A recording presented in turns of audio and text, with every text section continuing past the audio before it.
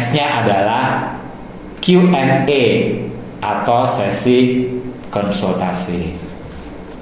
Nah, ini dia ya. Saya buka sesi yang kedua. Nah, ini saya stop share dulu. Nah, ini tolong ya Mbak Dia atau Mas Habibie di foto ya. Nah, ini pesertanya lumayan banyak sekarang. Kemudian saya mau minta izin nih Bapak Ibu. Biasanya kan nanti sebulan paling lambat setelah sharing session ini, kami akan membuat konten ini menjadi video yang di upload di YouTube. Ada juga nanti cuplikan-cuplikannya di Instagram, di Reels gitu ya. Itu ya, mohon izin untuk menggunakan materi ini sedang kami rekam untuk diupload di YouTube ya. Nanti misalnya ada yang keberatan, silahkan ya nanti ditulis di chat ya. Jadi kalau misalnya nanti terkait dengan misalnya gitu ya, ini Mas Resa KA ini ya, Pak saya keberatan gitu ya, saya muncul nama saya di YouTube itu, silakan disounding nanti ya. Kita kan tidak tampilkan di materi pertanyaannya Mas Resa, kita hide begitu. Oke, silakan ya, praktisi kontak center, silahkan bertanya, ada masalah apa lingkungan kerjanya atau terkait dengan tadi sesi edukasi yang saya sampaikan terkait dengan health check kontak center. Dari proses hiring, selain untuk mengetahui kemampuan seorang calon agen dapat berkomunikasi dengan baik dan bagaimana kemampuan dia menangkap informasi dengan baik, best practice proses hiring untuk mendapatkan agen kontak center yang mumpuni apalagi? Ya, tadi kan di enabler faktor gitu ya, ada terkait dengan kalau people management ya, ada hiring proses. Bagaimana menemukan best practice-nya, menemukan agen-agen yang mumpuni ya. Kalau kita bicara hiring ya, kalau di bahasa Inggris kan hiring ya.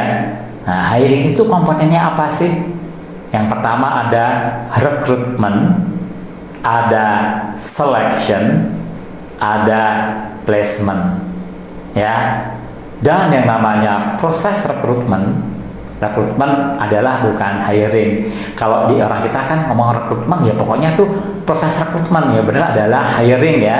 Rekrutmen bagian dari hiring ya. Hiring adalah proses mempekerjakan orang, mulai dari rekrutmen, mencari kandidat, itu adalah rekrutmen ya. Mulai dari woro-woro sampai diterima aplikasinya, itu adalah rekrutmen. Dari rekrutmen itu diseleksi sesuai dengan kriteria-kriteria atau screening aspek dari organisasi itu. Setelah ketemu kandidat yang dicari, baru proses selection. Dilihat ya, diseleksi dari semua aspek yang diperlukan. Tergantung agen itu diarahkan untuk melayani apa. Inbound call kah? Untuk sosial media kah? Email? Pasti membutuhkan skill yang berbeda. Untuk menangani English atau bahasa Indonesia juga membutuhkan skill yang berbeda, dan lain sebagainya, dan lain sebagainya. Proses hiring yang sukses itu dampaknya tidak hanya mendapatkan agen yang mumpuni, tapi juga mendapatkan agen yang mau stay dengan kita untuk jangka waktu tertentu.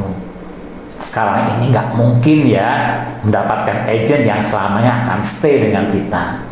Pasti organisasi itu pasang target minimal 3 tahun, itu sudah bagus banget ya. Syukur-syukur 5 tahun, tergantung kembali kepada industrinya ya. Nah, bagaimana best practice-nya? Tadi saya bilang ya, langkah-langkah yang namanya 3 faktor tadi dari proses hiring mulai dari rekrutmen, selection, dan placement, itu harus dijalankan dengan benar sesuai dengan kebutuhan organisasi. Nah, ya, tadi rekrutmen, apa yang dilakukan oleh organisasi? Ya, bisa nggak ada tahapan evaluasi. Agent-agent saya yang mumpuni plus mau stay lama dengan kita itu biasanya didapat dari mana? Apakah agensi ya atau labor supply tadi?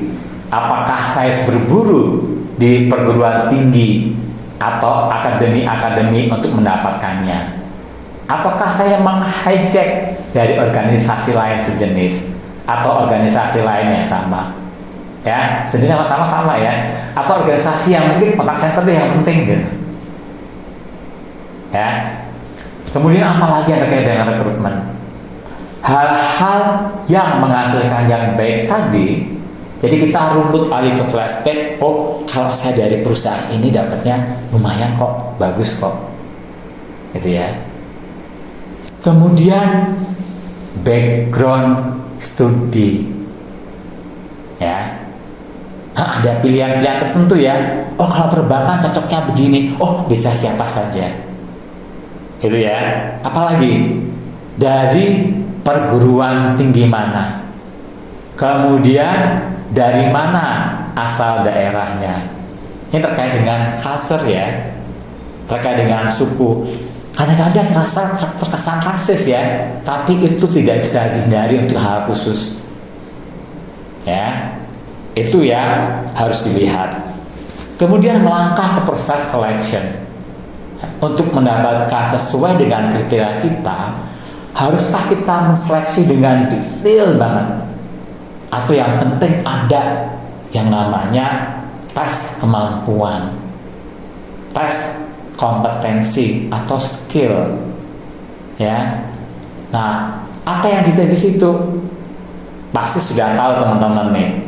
Kalau untuk telepon harus dites bagaimana bahasanya, bagaimana pronunciation-nya, ya. Kan ada kriteria tertentu. Oh, Pak, saya nggak mau nih logat bicara yang mendok, saya nggak akan keterima kalau jadi agent karena saya mendok Jawa. Ada yang mendok Batak dan lain sebagainya. Kan istilah mumpuni secara konteks kan berbeda ya. Jadi ada skill, ada kompetensi, ya. Yang kedua, yang paling penting, apakah si kandidat ini punya kesesuaian dengan organization culture di tempat saya? Ya, nanti tesnya bisa psikotes tapi khusus. Ya, misalnya organisasi mementingkan integritas. Jadi faktor integriti itu yang dikedepankan. Faktor kerjasama dikedepankan. Apalagi yang penting buat organisasi? Apa yang penting agak menjadi value di kontak center itu? Tuh ya, sudah ya. Seleksi apalagi? Ya, biasanya faktor seleksi itu namanya apa ya? Jadi kita undang, gitu ya. Terutama kalau new hire itu belum tahu benar di kontak center itu barang apa, kerjanya seperti apa, bagaimana environment-nya. Ya, dia diajak datang. Aku lupa namanya itu ya istilahnya. Nanti mohon dibantu kalau ada yang tahu ya. Diundang. Pak, apakah harus datang? Enggak. Ya, zaman sekarang modelnya online bisa. Diputarkan, ini loh suasana kerjanya, mulai dari yang good thing sampai yang bad things. Tanya lagi, Anda melanjut atau tidak? Inilah dunia nyata di kontak center. Ya, nanti yang orang-orang yang aduh akan merosot. Ya, itu adalah salah satu tadi ya bagian dari selection. Yang terakhir adalah placement, penempatan tadi ya, the right place at the right time. The right man on the right place at the right time. Ya, kita memilih misalnya kontak center untuk telesales, beda dong speknya untuk kontak center yang khusus pelayanan. Jangan sampai ketukar, gitu ya. Jangan sampai salah penempatan. Kalau misalnya kita ingin mendapatkan hasil yang bagus, adalah benar-benar orang itu ditempatkan di mana. Ya, termasuk tadi kanal layanannya ya. oh ini bagus banget cara dia nulis, tapi cara dia berbicara kurang oke. Kita bisa menempatkan dia di email atau di sosial media. Ya, kurang lebih itu Mbak Nika gambaran untuk bagaimana best practice rekrutmen. Itu ya. Best practice hiring. Ya, tapi detail dari pelaksanaan biasanya organisasi itu pintar gimana cara seleksinya. Apakah mau didiskusi one on one ataupun panel gitu ya untuk mendapatkan the right kandidat. Biasanya kita juga berkejaran dengan waktu dan kuantitas yang harus dipenuhi. Itu yang tidak gampang sekarang ini. Dari aspek quality monitoring, bagaimana best practice untuk maintenance performance agen-agen yang sudah senior? Ya, kalau saya ditanya pada saat konsultasi gitu ya, setiap orang itu pasti pengen mempunyai jenjang karir. Setiap orang juga ada masa pakainya. Kan begitu ya. Gak selamanya orang itu akan perform well ya di suatu titik tertentu. Misalnya dia bagus di agent inbound, apakah dia akan 10 tahun stay di sana? Belum tentu. Begitu ya.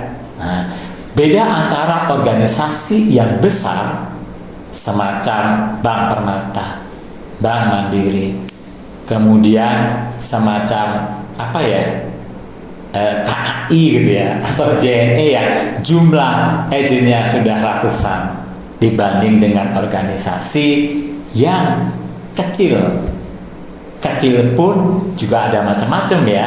Nah, saya pernah menjumpai seorang agen di perusahaan kosmetik ya. Jadi kerjaan dia adalah memberikan advice kepada pelanggan untuk pemakaian produk tertentu. Ya, kalau memang orangnya itu punya passion di situ, sampai tuir pun dia akan stay dengan performance yang tinggi. Cuma memang usia tidak bisa bohong. Ya, dari sisi produktivitas, jam kerja pasti tidak sekuat dulu. Ada rentang umur atau rentang waktu di mana kita bisa bekerja di bagian tertentu. Yang paling penting adalah job rotation atau menggunakan jenjang karir. Ya, kalau jenjang karir yang naik ke atas gitu ya, atau career path, kan nggak banyak terbuka untuk agent, gitu ya. Kita bisa menggunakan jenjang karir yang ke samping. Ya, kalau memang ini agent tua, ya, yang senior ya mungkin ya, bukan tua gitu ya, kan kita bisa arahkan dia tidak jadi agent lagi, ke samping bisa menjadi QA, ya gitu ya, apalagi reporting, menjadi trainer, menjadi HR di contact center dan lain sebagainya. Lantas kalau dipaksakan bagaimana Pak? Tadi saya bilang ya, ini kuping mendengar pakai headset bertahun-tahun, ya, itu juga kemang kupingnya loh, gendang telinganya bisa rusak juga loh, gitu ya. Biasanya maksimal 10 tahun harus sudah di-upgrade, pindah kanal yang lain ya, agen senior dipindahkan. Teman-teman sekarang kita pindahkan ya untuk menangani email dan lain sebagainya. Ya, kalau mau dipaksakan terus-menerus, pasti lama-lama produktivitas aspek dan quality aspek akan dikorbankan. Ya, nah tadi proses tanya ada proses QA-nya ya, proses QA-nya sama aja ya, tidak dibedakan antara agen lama, agen baru, agen muda dan sebagainya. Yang dibedakan yang dilakukan adalah pengelompokan, ya, pengelompokan tenure atau usia bekerja dari si agen itu. Ya, dari situ kita bisa mengevaluasi, membandingkan. Oh, agen yang umurnya 6 bulan ke bawah, agen yang usia kerjanya 6 bulan sampai setahun, agen yang usia kerjanya 1 sampai dengan 3, dan di atas 3 atau di atas 5. Kita bisa compare. Kalau di kontak center itu makin tua, makin senior, nggak masalah. Ya why not diteruskan. Dan memang orangnya tadi memiliki passion di kontak center. Ya, dari aspek, saya lebih menyoroti bukan ke aspek best practice kontak centernya ya, tapi bagaimana memanage agent yang senior tadi supaya tetap produktif. Ilmunya luar biasa loh. Kalau dikeluarkan kan sayang, tapi dia nggak produktif lagi. Dari aspek kesehatan misalnya, di aspek pendengaran misalnya, tapi kita bisa arahkan ke yang lain. Nah, quality assurance dengan mengelompokkan tenure agent tujuannya adalah mengevaluasi apakah dia bisa dipertahankan untuk kenalan tertentu, atau dia harus dimutasi ke kenalan yang lain, atau bahkan dijangkau ke samping ke fungsi yang lain, bukan menghandle pelanggan. Begitu ya Mbak Nike, jawaban saya sih best practice-nya sama saja, tapi yang lebih ke arah mengevaluasi apakah dia masih bisa bekerja dengan baik jika dibandingkan dengan kelompok tenure agent yang lainnya. Semoga menjawab ya. Sebaiknya health check kontak center dilakukan berapa kali dalam setahun? Kan begini ya, saya melihat kalau di dalam sebelah ada training health check gitu ya. Ada training health check ya. Kalau di kami tidak ditrainingkan gitu ya, karena itu pekerjaannya harus dilakukan gitu ya. Gini gitu ya, kalau mau melakukan evaluasi, paling enggak Anda bisa melakukan evaluasi di performance evaluation-nya. Tapi kalau misalnya berapa kali health check, tidak ada keharusan gitu ya.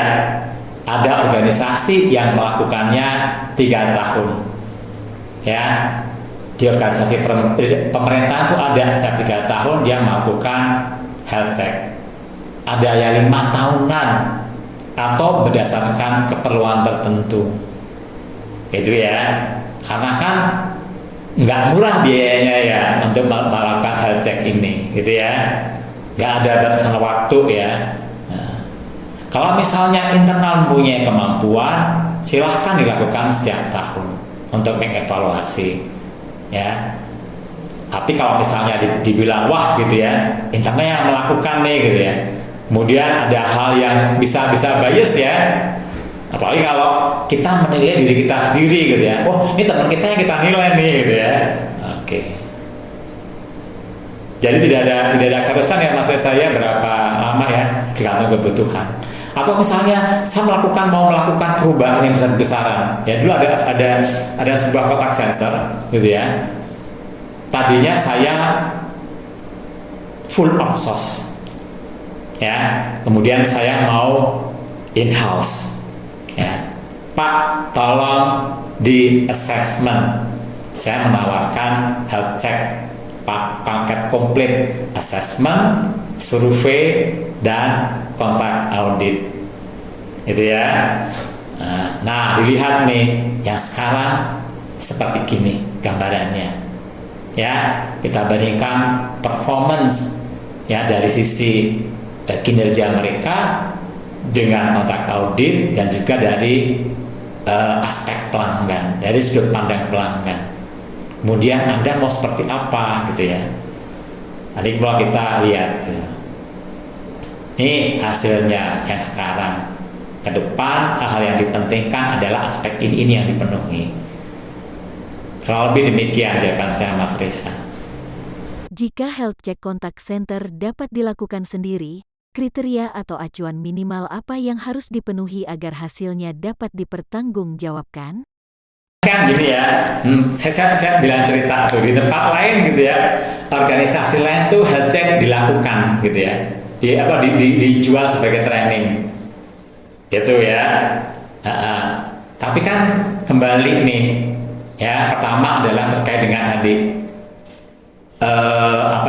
saya bilang ini, oke, saya akan menjawab pertanyaan Bu Badia one by one. Yang pertama, boleh nggak dilakukan secara internal?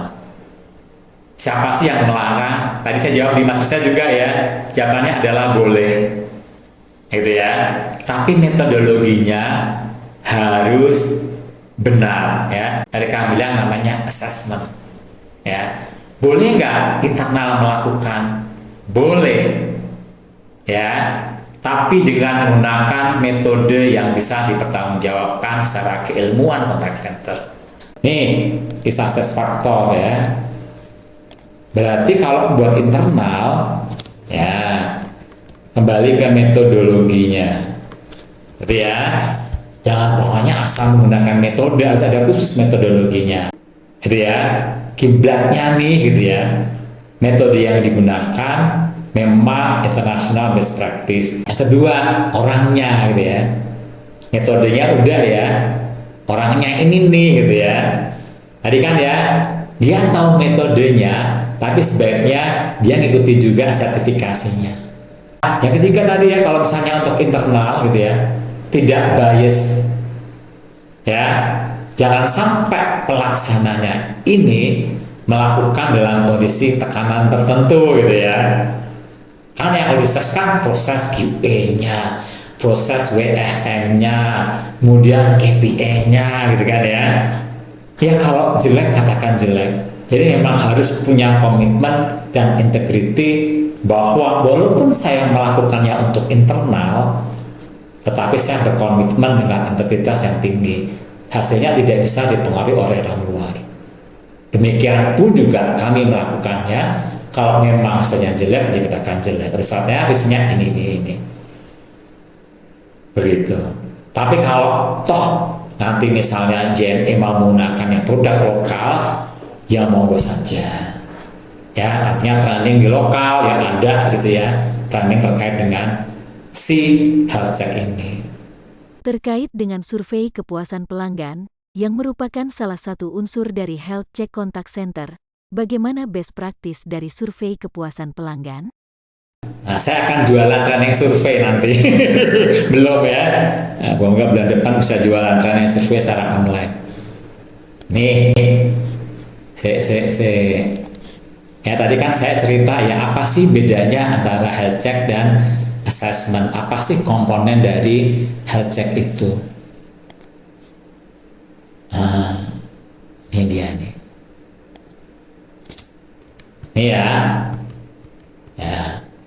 Kalau mau health check adalah assessment lengkap. Ya. Kalau assessment hanya melihat enabler faktor. Ini kan pendekatan kami ya yang gunakan.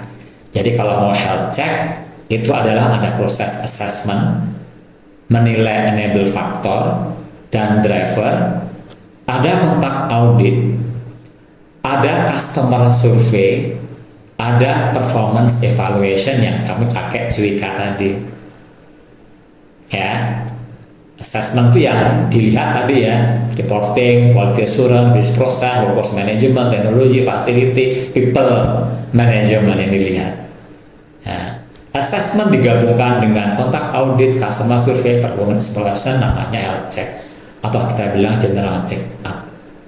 Sebaiknya sih digunakan. Kalau nggak digunakan dalam bahasa kami, Anda hanya melakukan assessment top gitu ya. Ya, atau assessment plus apa gitu. Nah, pertanyaan berikutnya ya, survei itu wajib dalam health check, contact health check. Kalau mau assessment doang silakan, tapi survei itu wajib untuk melihat tadi nih perspektif customer terhadap layanan contact center kita. Ya, dari sisi kita baik, semua KPI tercapai. Tetapi apakah dari sisi pelanggan sesuai dengan ekspektasi mereka? Saya tidak hanya bilang puas, tapi sesuai dengan puasnya itu kinerja organisasi di contact center bisa memenuhi harapan mereka. Sehingga kalau survei jangan hanya mengukur tingkat kepuasan atau tingkat ketidakpuasan atas contact center, tetapi juga melihat gap. Ya, apakah ekspektasinya terpenuhi? Jadi kalau saya melakukan survei, biasanya saya menilai kinerja dan harapan sehingga kelihatan berapa gapnya. Begitu. Terus survei yang bagus gimana sih? Nah, itu banyak panjang kali lebar gitu ya. Panjang kali lebar. Kalau saya terjemahkan di sini pasti lama sekali. Ya.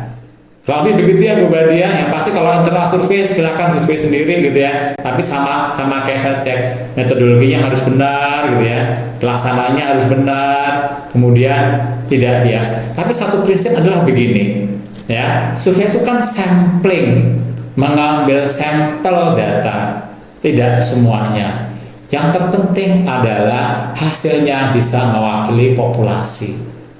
Kayak sekarang kan lagi rame-ramenya ya, survei elektabilitas. Pertanyaannya, apakah survei itu bisa dipertanggungjawabkan metodenya sehingga hasilnya itu bisa mewakili populasi? Ya, kalau misalnya survei elektabilitas presiden oleh lembaga X, hasilnya sekian persen untuk paslon 1, paslon 2, paslon 3.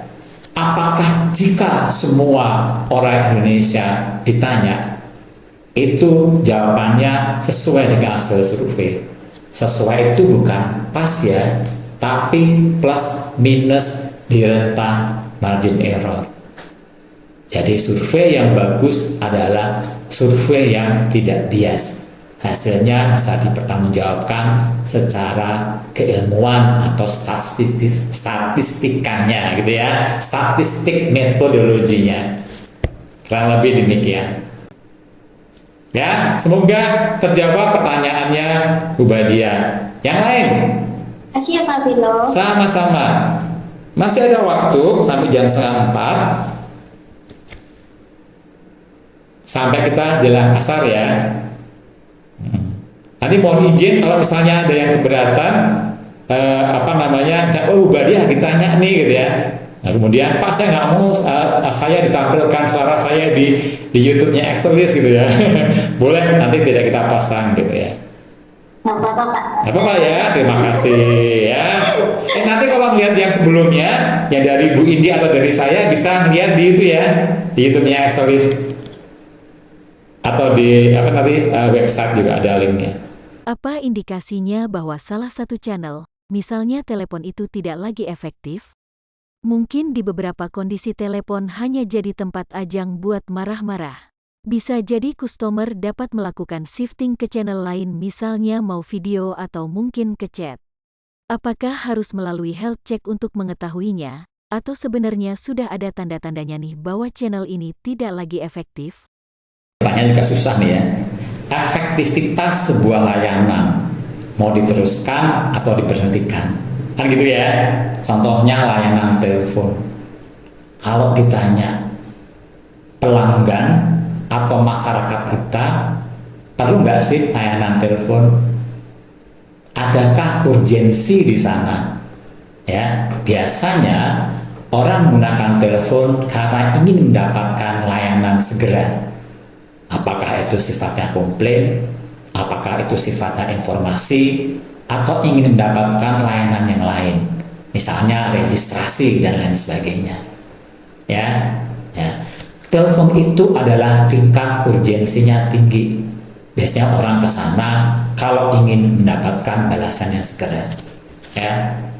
Jika ditanya suatu layanan masih nggak diteruskan atau tidak, silahkan Anda tanya kepada pertama pelanggan. Pelanggan kita siapa sih? Nah, kalau di DJKI pasti pelanggannya adalah seluruh masyarakat Indonesia. Apakah dari industri, perusahaan, ataupun masyarakat biasa atau orang awam.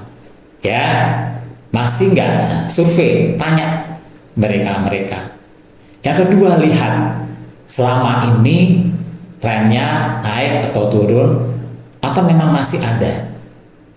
Itu ya. Kalau emang trennya kemudian mengecil, kalau mau ditutup silahkan. Tapi kalau itu masih signifikan dan penting, why not, tetap ada.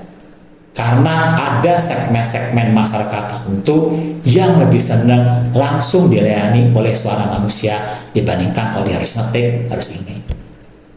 Banyak sekali kontak center yang sering disalahgunakan, misalnya Orang sering salah kontak, ya. Ini kanal ini dikiranya apa ya? Atau dijadikan sebagai ajang marah-marah orang lain, dicaci maki. Nah, kembali lagi ya, tujuan kontak center itu berdasarkan arahan manajemen untuk apa sih? Ya, misalnya untuk melayani masyarakat Indonesia, mulia banget ya. Nah, sebaiknya ya, kalau kita mau dipredikatkan sebagai kontak center yang baik, memang harus melayani multi channel, semua kanal dibuka. Ya, kalau dikatakan efektif, kembalikan ke survei. Kalau dikatakan dengan efisien, itu bisa dilakukan untuk improvement, untuk efisiensi. Nah, bagaimana dengan pemerintahan gitu ya? Tadi ya, sebenarnya kan apa ya, orang marah-marah gitu ya, itu kan bukan ke agent kontak centernya, tetapi kepada pemerintah. Apa ya? Rata-rata pemerintahan membuka layanan telepon karena ingin menjangkau seluruh lapisan masyarakat yang dilayaninya. Ya, nanti kalau misalnya ada marah-marah itu ya, itu adalah masalah bagaimana internally menghandle pelanggan atau masyarakat yang demikian. Mengenai komposisi agen, mana yang benar menurut best practice? Sebaiknya agen mempunyai expertise masing-masing atau sebaiknya mereka menguasai hampir semua atau mungkin sebagai dari layanan yang diberikan oleh organisasi? Mana yang lebih baik, agen menjadi expert di bidang layanan tertentu atau agen menguasai berbagai layanan? Kemudian komposisi agent tadi ya, saya melihat pertanyaan yang kedua ini, apakah akan specialize ya atau disatukan ya? Itu ada konsep namanya pooling principle ya, mau di pool atau mau specialize. Kalau pooling, di pool atau specialize berarti kan masing-masing jenis kategori layanan atau kanal layanan itu dihandle oleh agent tertentu. Tapi kalau pooling itu adalah digabungkan.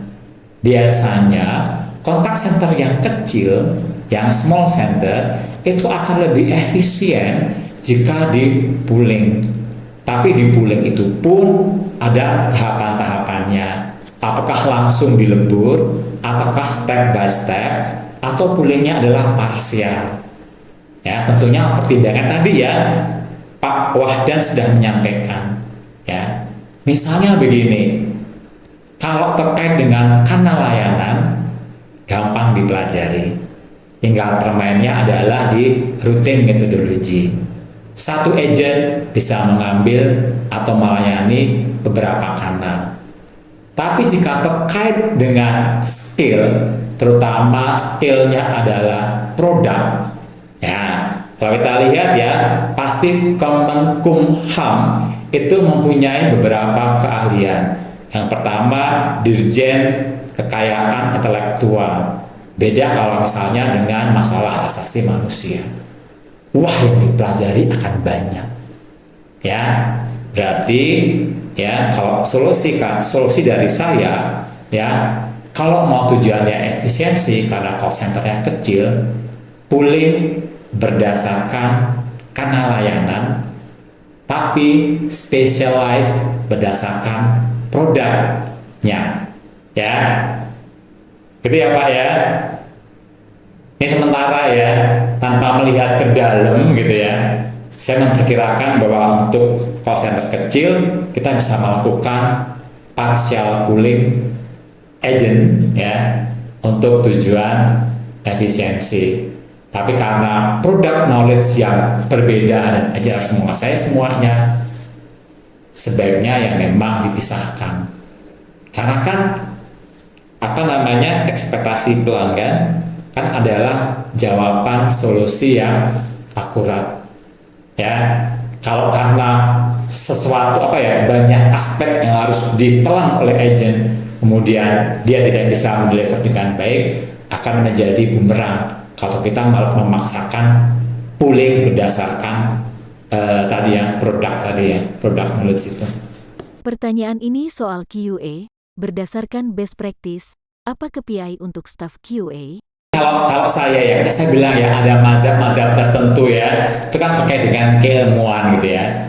Kalau saya kan tadi bilang saya senangnya mazhab SCMA sama COPC ya.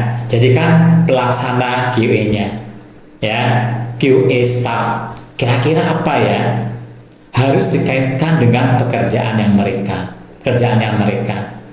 Tugasnya apa sih? Melakukan quality monitoring ya, dengan cara observasi ya,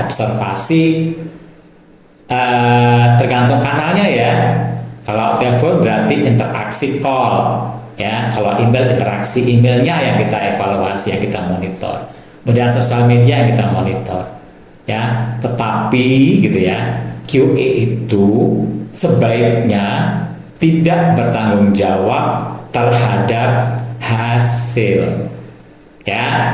Itu kalau ditanya best practice-nya ya, ada aspek CBC begitu. Lantas KPI-nya apa ya? Kan ada KPI terkait dengan jumlah sampel yang diobservasi setiap bulannya ya. Kan ada ya, satu orang staf QA harus mengobservasi sekian sampel, selesai. Yang kedua adalah terkait dengan waktu penyelesaian ya. Boleh misalnya satu sampel itu dievaluasi dalam waktu average sekian menit gitu ya. Atau terkait dengan waktu, pokoknya gitu ya, sampel yang diambil ya, jumlah sampel yang diambil itu harus diselesaikan dalam waktu sekian hari. Nanti ganti lagi ya, sampel percakapan di waktu ini harus dapat diselesaikan pada 2 hari berikutnya, 1 hari berikutnya, itu boleh.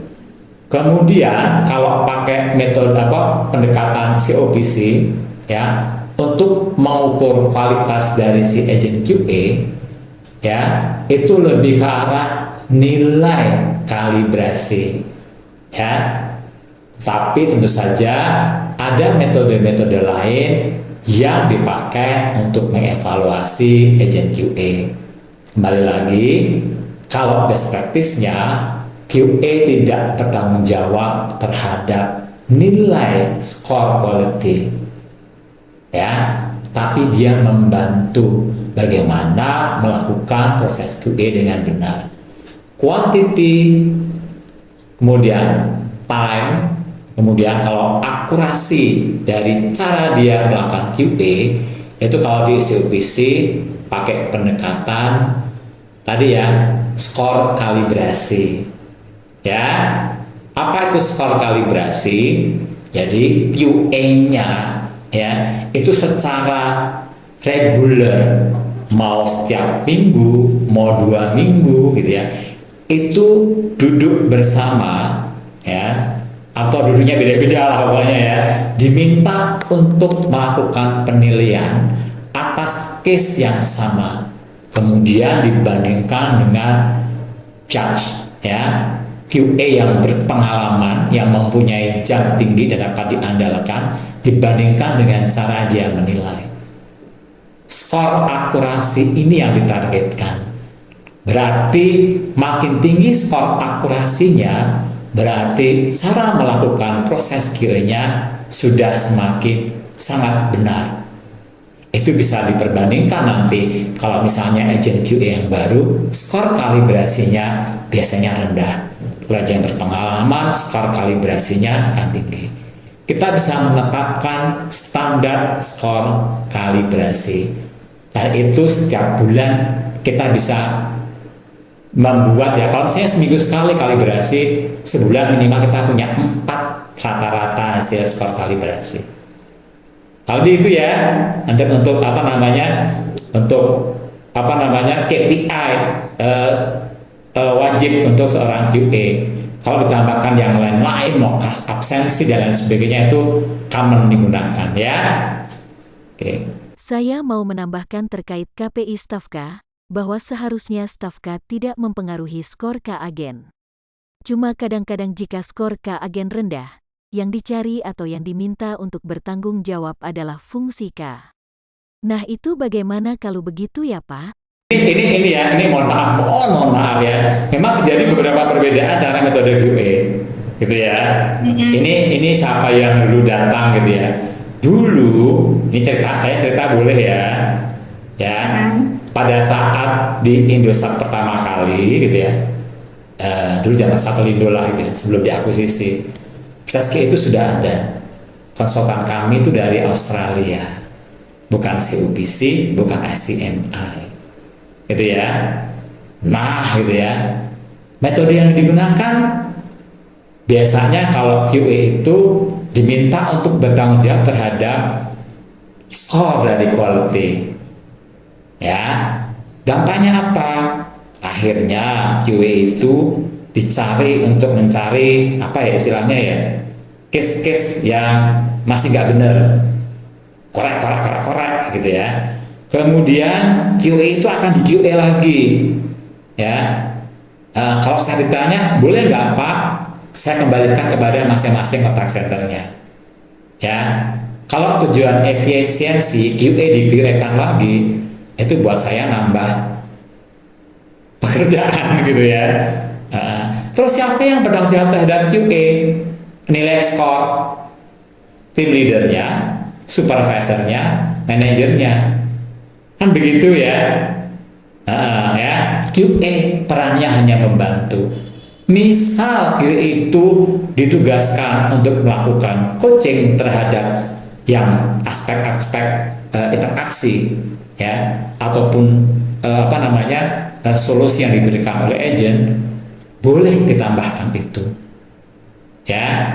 Tetapi jangan sampai misalnya QA diberikan tanggung jawab terhadap skor kualitas, ya, karena yang melakukan pendidikan, pembinaan itu bukan QA.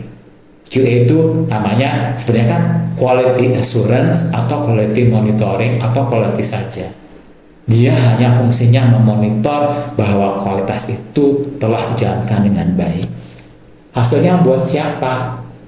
Buat si evaluasi si tim leadernya, buat evaluasi supervisornya, buat evaluasi manajernya, buat evaluasi pemberi trainingnya atau trainernya. Ya, itu kalau saya bicara pakai mazhab CUPC, dan saya suka dengan mazhab itu CUPC atau SCMA. Ya, nah, kemudian dulu sama aksi di Indosat itu ya, itu berubah metodenya menggunakan metode yang CUPC, di mana kita menggunakan kalibrasi daripada kita ada QA di atas QA lagi untuk memonitor si agent QA. Nah, nanti kalau mau dipertanyakan gitu ya, boleh di challenge ya, siapa yang bertanggung jawab terhadap QA, ya, siapa yang membina, memonitor directly gitu ya. Hasilnya orang QA digunakan oleh tim leader. Kalau untuk masalah coaching, QA hanya membantu aspek-aspek terkait dengan aspek teknis, ya. Tapi yang bertanggung jawab adalah PL, supervisor, dan seterusnya. Dari saya itu ya, mungkin kalau ada perbedaan pendapat nggak masalah gitu ya, tergantung Anda yakin atau convert atau Pak ini sama aja tapi lebih efisien ini ya, itu menjadi pilihan gitu ya, atau ini nggak efisien Pak tapi lebih nyaman buat kita gitu ya, monggo saja. Oke. Baik Pak, terima kasih Pak Filo. Iya. Oke, udah jam 3:30 lebih ya. Udah waktunya sholat asar bagi teman-teman muslim gitu ya. Ini saya akhiri, kecuali ada yang bertanya gitu ya. Nanti saya jangan boleh pergi. Ini saya mau bertanya lagi gitu ya. Oke. Ya, demikian teman-teman, mas-mas, bapak, ibu, acara online sharing Excelis ya, klinik kontak center Excelis hari ini. Semoga apa-apa yang saya sampaikan dapat bermanfaat buat teman-teman semua. Ambil baiknya, kalau misalnya ada jeleknya silahkan dibuang saja. Oke, Ya, sampai bertemu di online sharing berikutnya nanti bulan depan, nanti dengan Bu Indi ya, bukan dengan saya. Mungkin saya akan ambil di Maret dan sebagainya dan seterusnya. Ya. Saya akhiri, terima kasih atas perhatiannya dan partisipasinya. Selamat sore. Waalaikumsalam warahmatullahi wabarakatuh.